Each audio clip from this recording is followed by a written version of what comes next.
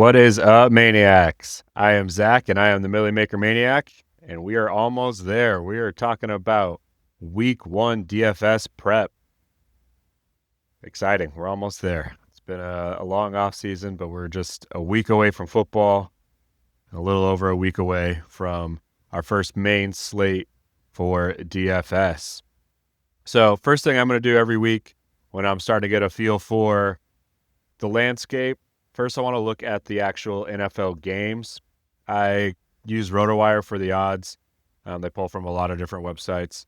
But I don't need to know the exact number. I'm just looking for general themes with just get a general idea of what Vegas thinks are going to be the games that score the most points. So I'll go ahead and sort this by the over-under game total, and we'll go over and look at team totals here in a little bit.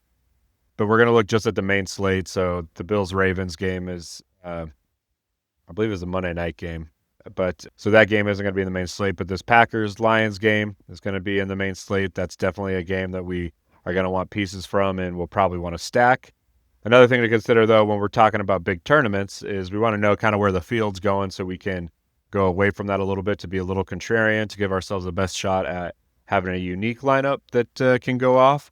So we know there's going to be a lot of people playing this game. That doesn't mean we are going to avoid this game. It just means we need to be aware of that and come up with some different ways to differentiate ourselves from the rest of our competition. But that game is probably the most likely to go off during the main slate, so we want to have pieces in that game because there are likely going to be guys that are top 5 at their position that come out of that game. Eagles also play the Cowboys. They have a night game as well. This Bengals-Browns game is kind of an interesting one. I got the Browns way down here at 20.5. This one just seems a little out of whack to me.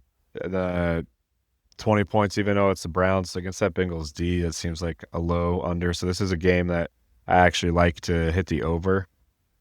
So I'm very interested in stacking this Bengals-Browns game. I am considering Joe Flacco in my cash lineup. He's one of 3 QBs I'm considering. I'm also considering Drake May, who is in the lineup right now, and Trevor Lawrence are the other guys that I think are good values there this week. But the Bengals-Browns game is definitely one we want to pay attention to. Another game that I love is the Buccaneers and Falcons. Atlanta's at home in that game. There was a huge shootout game last year and the Thursday night game between those two. I just think it's very possible that game hits the over as well. So that's one that we're very interested in. Really, these top 3 are probably my top 3 games that I like, that I want to have pieces out of as much as possible.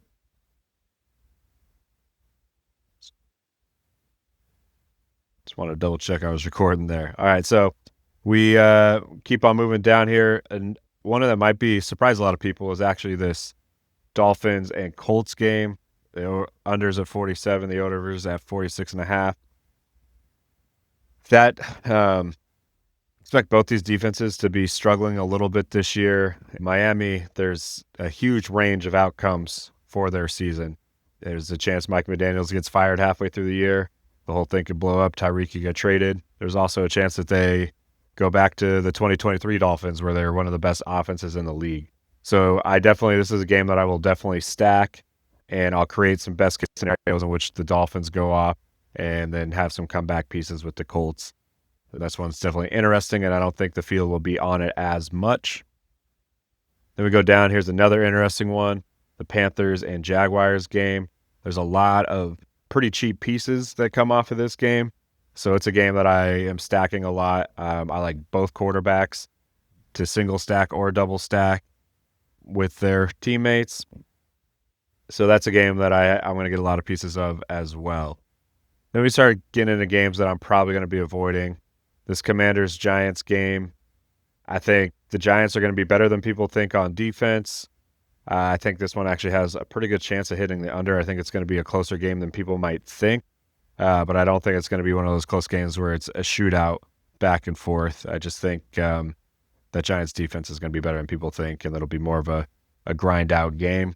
So I'm avoiding that one in a lot of ways. Chiefs-Chargers, the night game, so we're not going to worry about that. Texans-Rams, there's some pieces in this I'm intrigued by, but I don't really see myself stacking this game very much. Like, I can see Nico having a good game, but that doesn't mean that CJ Stroud comes along with him, so I don't need a stack there. Same with Stafford and all three of their guys with Puka, Kyron, and Devontae. So pieces that I like out of the game, but I probably won't stack with quarterbacks in that game. 49ers and Seahawks. There is a lot of value that comes out of this game. I think Christian McCaffrey is probably going to be the highest owned running back. He's at 7,300. That's probably the last time this year that we'll see him at 7,300. But also there's Ricky Pearsall in that game. He's listed for around 4,500. You would expect him to be solid. JSN's only 5,800.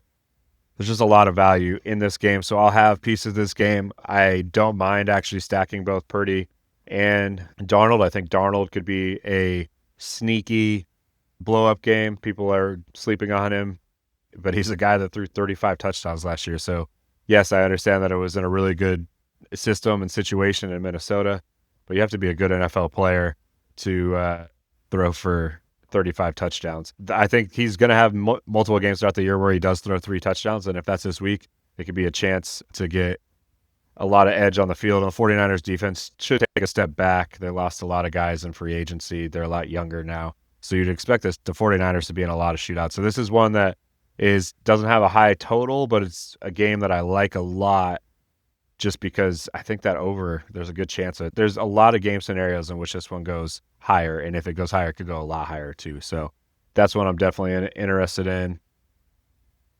Let's see. We got the Broncos-Titans game. Not really interested in any pieces from that game. Pretty much been fading that one.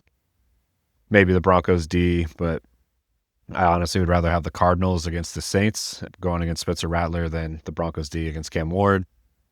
So, and they're a little bit cheaper. So kind of go Cardinals there. There's a few pieces. I like James Conner. He's only 6,100 coming out of this game.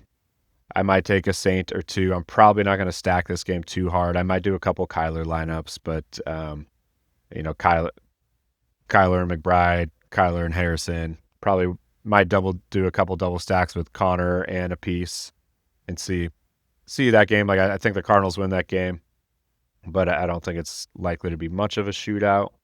But we'll take some pieces from there. Raiders Patriots. This is a low line set for the over/under. 42.5.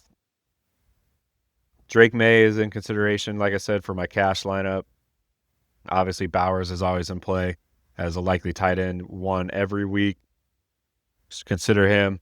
Ashton Genty is interesting. Patriots D was not very good at all last year, but they've made a ton of changes, and you would think with a Mike Vrabel-led team that they would be better on defense. But Genty's a guy I might throw a few darts at in tournaments, but I'm probably not going to go too hard on that game. We got Jets Steelers, which is the game to avoid as far as the odds. It's our lowest over/under of the week at the under set at 38.5 and the over at 37.5. So really not messing with anything except the defenses from this game. Let's jump over to DraftKings. We'll go ahead and build a tournament lineup. We'll go ahead and just go somewhat chalk and build it off of our highest total game. Actually, let's go a little contrarian for our build here since we're doing live stream here. What's the other game we want to pick here? So Falcons, Bucks is definitely there. Bengals, Browns, Colts, Dolphins. But that's a unique one. Let's start with the Colts, Dolphins, and then we'll come back to the other games to pull these top 3 games to pull pieces from. But let's make our main stack off of the Dolphins-Colts game, and we'll go with Tua. So that'll definitely be, I don't think Tua will be one of the higher rostered guys. So if he does have a week where he is QB1 and we stack up some guys, we have a shot at winning that millie. So we're looking at scenarios that are possible, maybe not the most likely, but when we're building these tournament lineups, we're not looking necessarily for the most likely outcome. We're looking for that outlier outcome because we already know that outlier outcome is what we're going to have to achieve to win in this contest. Let's see if we can pull up the contest rules here just to kind of walk through that. So obviously the reason we're entering this $5 entry is because we're interested in this $1 million prize. That's why the Millie Maker Maniacs are out here watching this stream. Now, to win this $5, we're going to have to beat out 832,000 different lineups, right? So very low percentage. It's also important to understand that to make money, well, not even, I guess you're making a little bit there. So you got to be, what's that, top 20%, it looks like?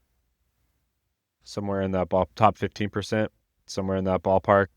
Make money, but you're not really making much at all till you start getting into, even if you get in like the top 1%, which is right in this ballpark, you're getting $200. Not, I mean, obviously a nice win on $5, but not crazy when you think about, having to be 99% of the field to get to that number.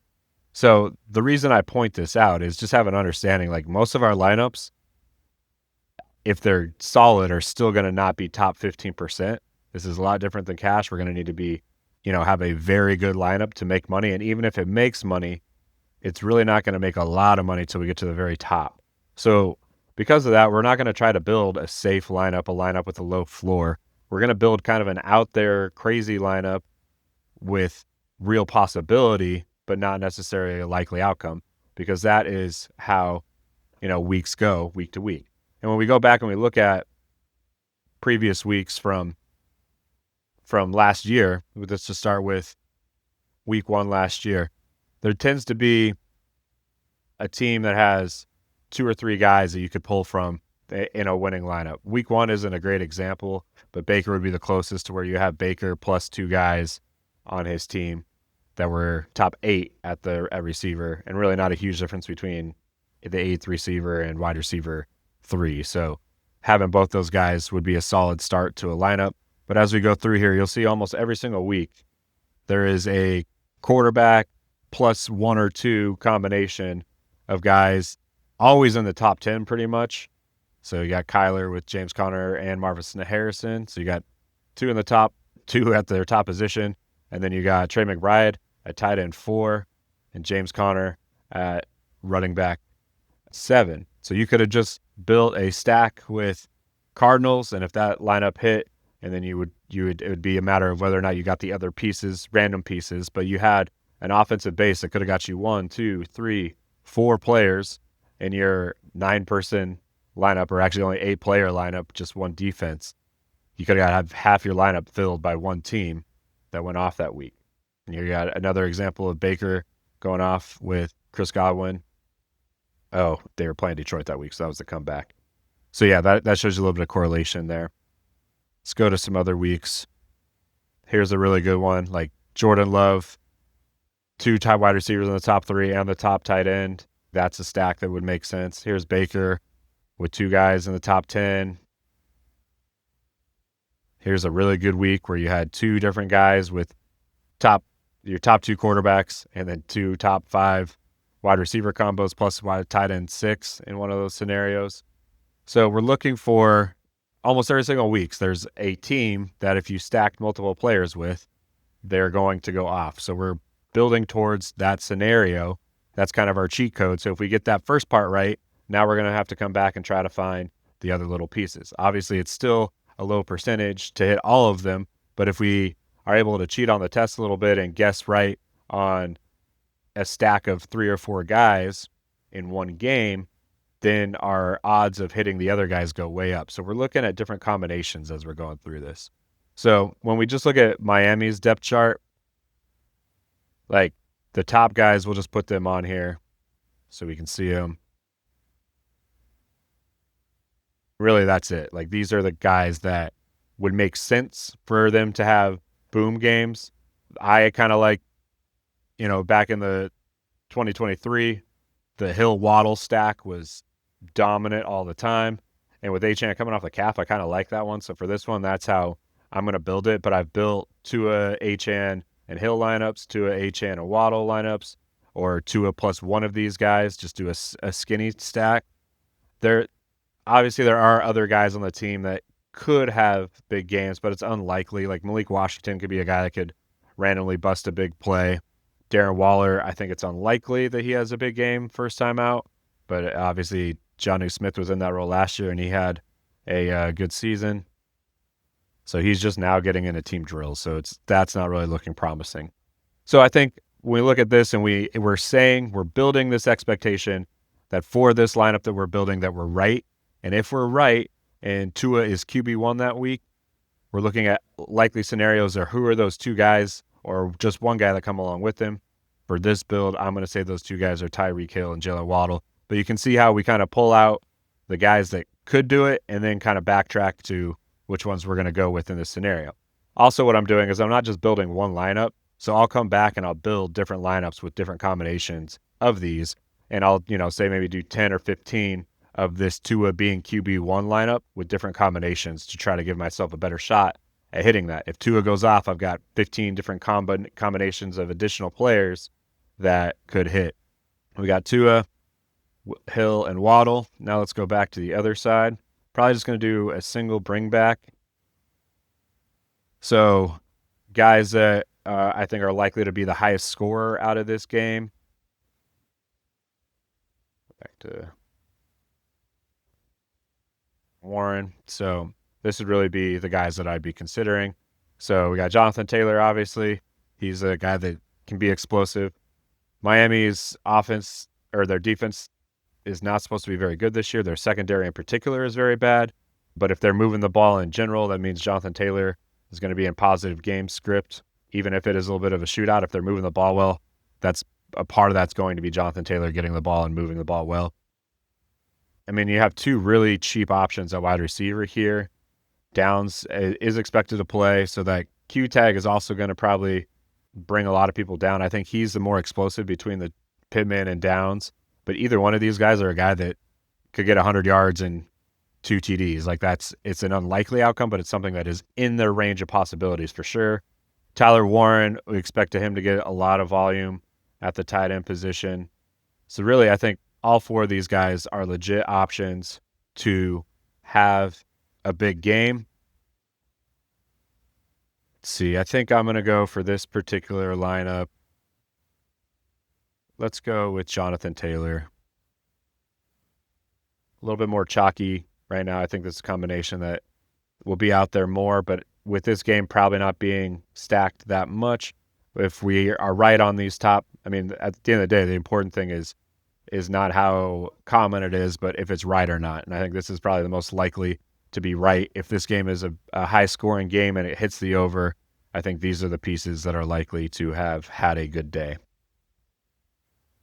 Okay, so I think we'll just go. We could bring back one other player, but I prefer the double stack with Tua and just one comeback. It's more common that you have that type of combination that hits top fives. It's very likely if we're like in like a 3X or a 5X type tournament, then I would probably add one more piece from this game because it's probably if this game does go off, it is likely that one other player would be probably top 10 at their position. But to win one of these things, we need every single player to be in the top 5 at their position or close to it. So that's the type of scenario we're trying to build to be 800,000 people. Okay, so let's move on to another game now that we'll try to pick just one player from each team out of it, the top scorer out of it. So let's go back over here to this Packers and Lions game. So obviously guys that could be the highest scorer out of this game. Gibbs is definitely a guy. St. Brown's definitely a guy. Jacobs is definitely a guy. Montgomery, not as likely, but possible. Jameson Williams is definitely a guy that could do that. Last year, Jaden Reed was wide receiver week one. He might not play, and he is dealing with a foot injury that I think will impact his explosiveness. Sam Laporta could be tight end 1 any week. Matthew Golden, it's his first game, but he looks like he's going to be wide receiver 1, and we expect him to get a good amount of volume. I actually really like his value here. That would allow us to go get some more studs later. So I'm leaning towards going Golden, and then we'll go running back over here. Let's put Golden in at wide receiver. Put Golden in at wide receiver. Go over here. And then I'm going to go Gibbs for our other player come out of that game. So another guy that's probably going to be pretty high rostered, I guess probably somewhere in the 15%-ish range. There's a lot of good options this week. but we get a high price option with a low price option. Let's go. And so we have basically what I'm doing is I have my main stack, and then I'm going to try to take basically the top player from each game or a player from each team in a game that I think is likely to score a lot of points, and do that across a couple games. So we have our game correlation stack from that one, the scenario in which Matthew Golden is the highest scorer out of that game, and Jamar Gibbs is the highest scorer for the Lions in that game. Now, other games to choose from, let's go ahead and just get our defense in there so we can get an idea where we're building off of as far as price. So guys that I've been considering, Cardinals, they play Spencer Rattler and the New Orleans Saints out of the gate. Rams playing Houston. CJ Stroud doesn't really turn the ball over that much though, but they didn't score a lot of points last year either. Steelers against the Jets is definitely an interesting one. Expect Justin Fields to get sacked a couple times and probably, possibly turn the ball over. I think that's going to be a lower scoring game. That was one of the lowest under, so that's definitely one that's in play.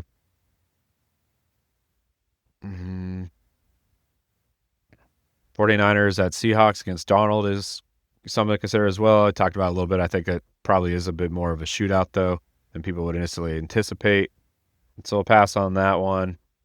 Jets against Aaron Rodgers is another consideration. Again, that's also in the game that's the lowest total of the week.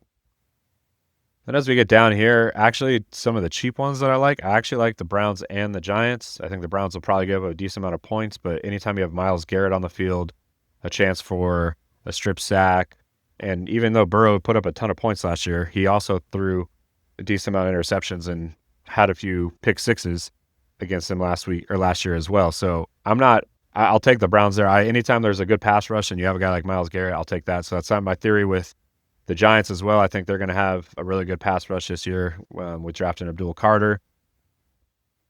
But Jaden Daniels is a guy that doesn't tend to take a ton of sacks. So my gut right now is telling me the Steelers. So we'll go with the Steelers now. That gives us 4,500 to play with on each side. So let's go over to tight ends and look at what our options are there, and then we'll decide how we want to do the flex, if we want to get game correlation or if we just want to take value there. So obviously we have our guys at the top with Bowers, McBride, and Kittle. I think any combination of those is intriguing.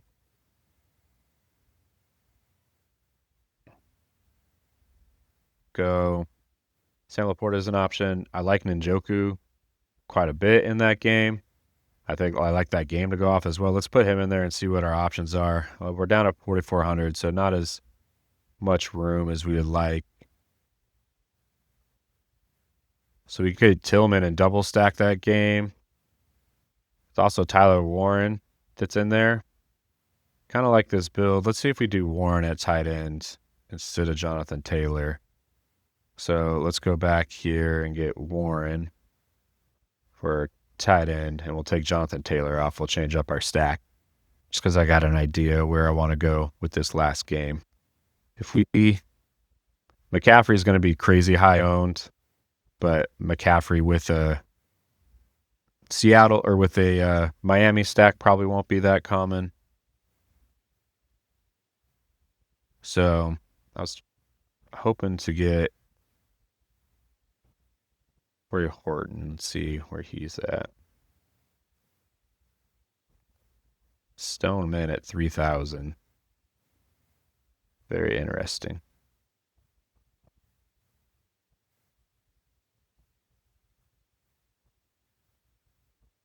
This would definitely be a unique lineup with 1,200 remaining. But yeah, let's see what else we would have at the top if we don't have Horton in there. We could also go a different direction and look at that Tampa Bay game. Xavier Legette is a possibility of a guy to have a big game.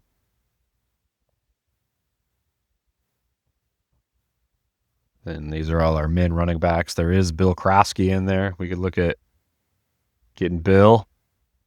Pass on that for now, though. Let's get down to our other. So Hunter Henry, not really a boom game. Ooh, here's another nice one. With Jalen Coker at 3,700, we could look at that. With the Adam Thielen trade, he's definitely interesting. Ray McLeod with Mooney out is another value that's down here low. And to win, we're saying we need a 4 to 5x our salary at each position. Basically, we're going to need to be in the 220-ish range. It depends on the week and the amount of fantasy points scored, but somewhere in that range to win the Millie Maker. So we're trying to make sure that guys that we take have the chance of 5xing their whatever their salary is. If we believe that's a possibility, then they can hit our lineup. So other values that are going to they're out of our range right now, but will be very popular. There's two down here, in Emeka Egbuka at 4,600 and Ricky Pearsall at 4,500. Those are going to be ones that are sought after quite a bit. But we're just a little too high. We could change our defense. We could, instead of going the Jets side, the Steelers side, we could go the Jets side. See if Aaron Rodgers can throw some passes to his old teammates. And then we could go either Pearsall or Egbuka.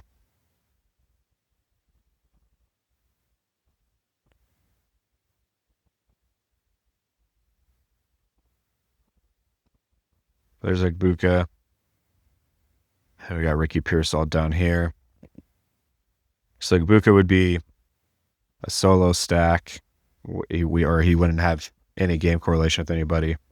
Pearsall would be a secondary stack. So we'd be double stacking the 49ers, which I don't hate. But if McCaffrey goes off and he's the guy you have to have, which is how we're kind of playing it here, I think it's less likely that Pearsall has a big game. Egbuka, I think there is a very good chance that he has 10 catches, 100 yards. I think he's just going to get a ton of volume out of the gates because they have so many injuries over there right now. So that's what we're going to go with. We're going to go with Emeka Egbuka. So we got two guys that are going to be very, very popular to the field in McCaffrey and Egbuka. But we're getting a little different, though, because we're going with a Miami stack, which I think will be less popular. So we got Tua, Tyreek, and Waddle in that stack with the comeback of Tyler Warren. Definitely has a chance of being tied in week one. I think they will be feeding him targets like crazy. And then we got a skinny stack, game correlation with Matthew Golden and Jahmyr Gibbs in the game that has the highest score over-under of the week. So this is our first Millie Maker lineup of the year. Go ahead and get this entered. And then I'll come back and I'll do a few different variations of this lineup to just give me a better shot at hitting this game theory that I'm talking about. But there it is. There's our first look, week one. Appreciate you all checking it out. Good luck this week. And go ahead and smash that subscribe button. Thanks, everybody. Have a great day.